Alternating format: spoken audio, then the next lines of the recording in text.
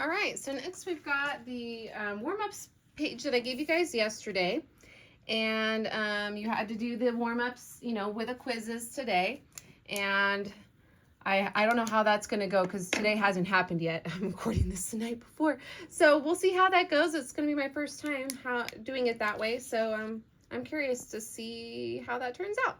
But anyways, here's me going over all of these, just like I did earlier today. So, or, like I said, today hasn't happened yet. So I'm speaking in the future. All right. So it says no calculator. We need to find the limit as x approaches 4 from the left of 2x minus 1 over x minus 4.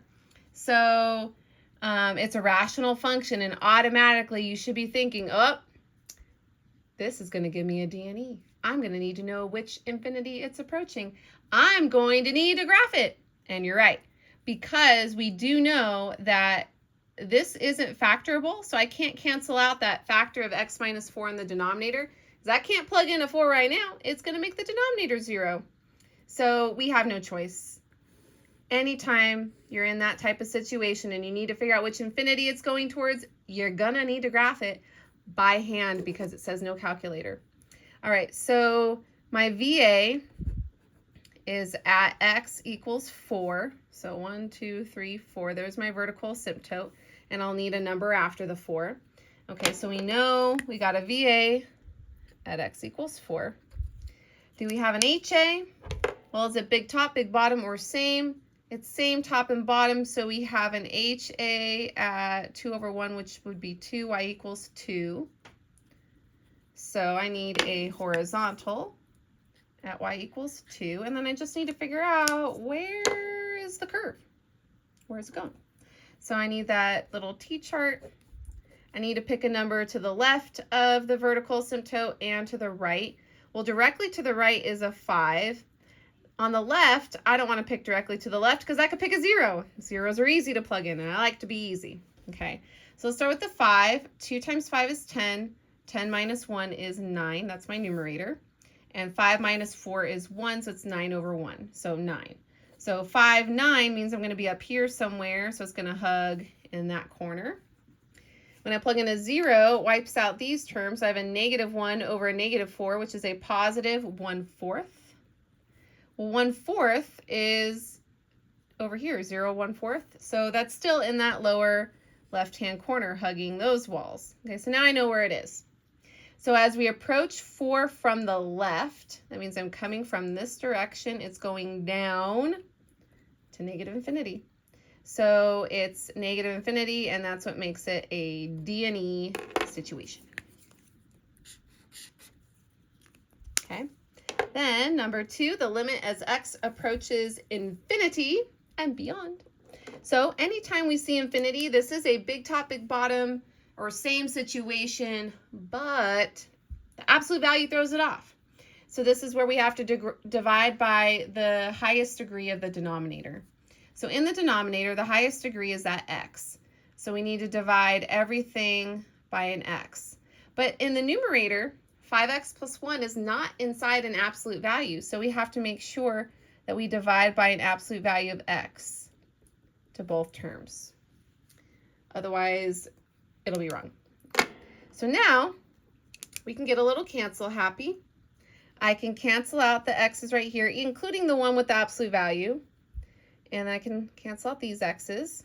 Okay, so I'm going to have, where should I write it? So I'm going to have 5 plus 1 over the absolute value of x over, in the bottom, I'm going to have absolute value of 3 over x plus 2. Well, now, if I plug in that infinity for the x's there, we know when we divide by infinity, a really, really big number, 1 divided by a really, really big number is going to approach 0. And so is that 3 over infinity. That's also going to approach a 0. So really, that's just a 5 over the absolute value, or sorry, that was a minus 2. I don't know why I put a plus 2. It should be minus. That's a negative 2 in that absolute value, but that's okay. Even though I did accidentally change it to a plus, I didn't mean to do that, because the absolute value of a number, it just ensures that it's a positive number. Absolute value measures distance. So that's just 5 over 2. So you can leave your answer as 5 over 2 or a decimal, which is 2.5. It really doesn't matter. Either one of those is acceptable. And that's the answer. Number 3, given the graph of f of x, identify a non-removable discontinuity.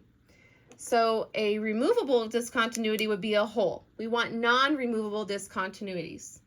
So there's a couple of them here.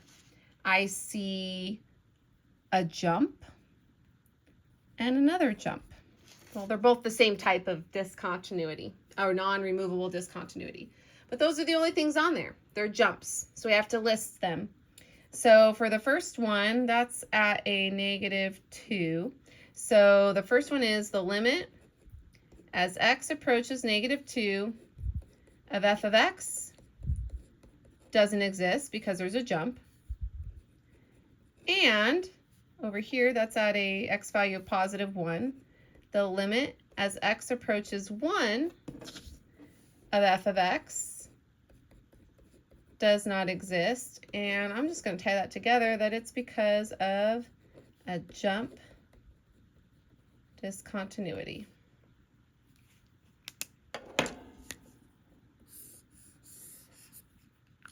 Okay.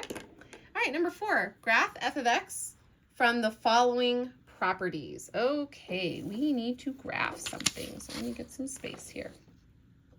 All right, so first of all, the first property is f of -1 exists. Okay, so when x is -1, the function exists. That means there's no, it's filled in, it's defined.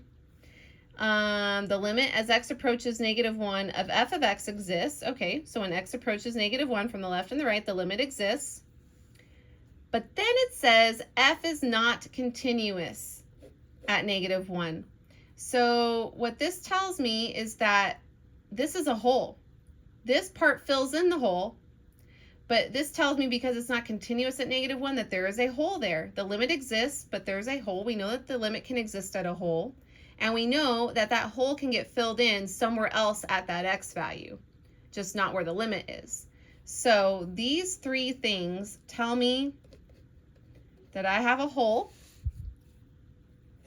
at x equals -1. Okay, so I already kind of know how I need to start drawing my graph. I know I'm going to have something at -1. I'm going to have a hole over here somewhere. I don't know where yet, so I'm just going to wait. Okay, then it says the limit as x approaches 1 of f of x does not exist. The limit doesn't exist. So if the limit doesn't exist, that could mean something. That could mean that we have a VA, a vertical asymptote at x equals 1, or there could be a jump there. VAs are easier to graph, so I think I'm going to graph it as a VA instead of a jump, because jumps, there's just too many other variables involved with that. And then it says the limit as x approaches -infinity of f of x is equal to +infinity. So as x is approaching -infinity, the y is going up to infinity. So obviously the limit doesn't exist, but that's because on the left end it's going up to +infinity. So I know we're going up on the left based on that. And the limit as x approaches +infinity, so as we're going to the right of f of x, it equals 3. Okay, so it's going to flatline at 3. That means I'm going to have a horizontal asymptote at y equals 3. Okay, so I've got some things that I can graph. I have a possible VA at x equals a +1. So I'm going to draw in that VA. I have an HA at y equals 3, so I'm going to plot that as well. Okay, and I had a hole at x equals -1, but I know that it's going up on the left. So I have a hole here. I'll just put it up here. But I know that f of -1 exists, so I have to fill in that hole somewhere. So I'll fill it in up here. okay? I know that it's going to be going up on the left to infinity because as x approaches negative infinity, y is going up. But this needs to be connected, and this is one of those cases where it could cross over that horizontal asymptote. Okay, and so I'm just making it up because I just have to follow these conditions. All right, and then it does say as x approaches infinity, which means going to the right, it flat lines at 3. So as it's going more and more positive on the x, it's just flatlining at that 3. So it sounds like it's hugging that wall right here. Okay, so there is my function. But like I said, guys, answers can vary. This is just my picture. Yours could be different as long as it has a hole at x equals -1, but f of -1 does exist, which means it's defined somewhere else at an x value of -1. And you have to show that f is not continuous at x equals -1, and so there's that hole. And the limit as x approaches 1 does not exist. That means a jump or a vertical asymptote. I picked a vertical asymptote, but it could be one or the other. And the limit as x approaches negative infinity, so as we're going to the left, the y is going to infinity, positive infinity. So it's got to be going up. The limit does not exist on the left, so it's got to go up to infinity, to infinity and beyond. And then as x goes to positive infinity, so to the right, it flat lines at 3. So it's approaching that horizontal asymptote at y equals 3. So as long as you show that approach, it could be doing that. It could be doing some other squiggly things in the middle. I don't know. The answers could vary. Okay, so there's a graph that at least has all of those conditions. But again, answers could vary. All right, number 5, I'm going to have to do the work for that on a separate paper. It says the equation for the height in feet of a free-falling object on Mars is s equals 6.1 t squared, where t is in seconds. Assume a rock is dropped from a 100-foot cliff. Find the speed of the rock at t equals 5.3 seconds. Notice how it just says find the speed. So because it doesn't say average, we have to assume that this is instantaneous,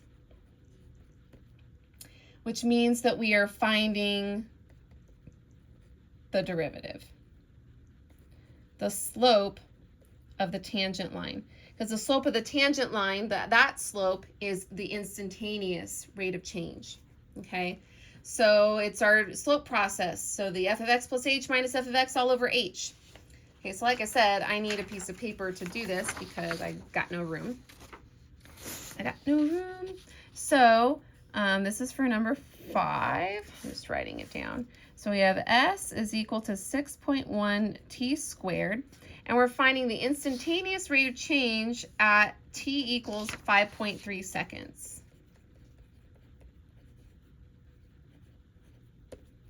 Okay, so here we go. I'm finding the limit as h approaches 0. My dog wants in here. She can't be without me. 6.1 times, let's go, t plus h quantity squared. So there's my f of x plus h minus f of x, that's the OG, all over h. And then we got to clean that up. So t plus h quantity squared, we know will be t squared plus 2th plus h squared. Should have that memorized by now. So we'll have the limit as h approaches 0 of, and I'm going to need to distribute that 6 to all of these terms. So 6.1 t squared, 6.1 times 2, I believe that's 12.2, but let me double check. It is 12.2.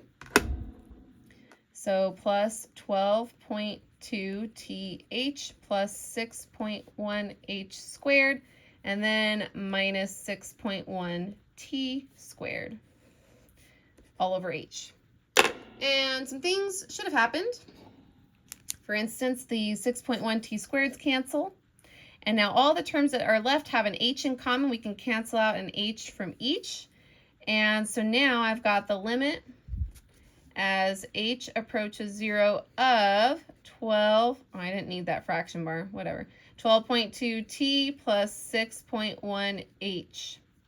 So if I plug in that 0 for the h, it wipes out that 6.1, so that goes to 0.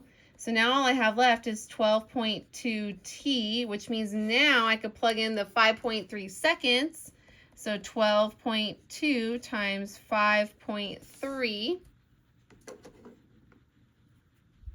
Already have 12.2 there. So times 5.3 is 64.66.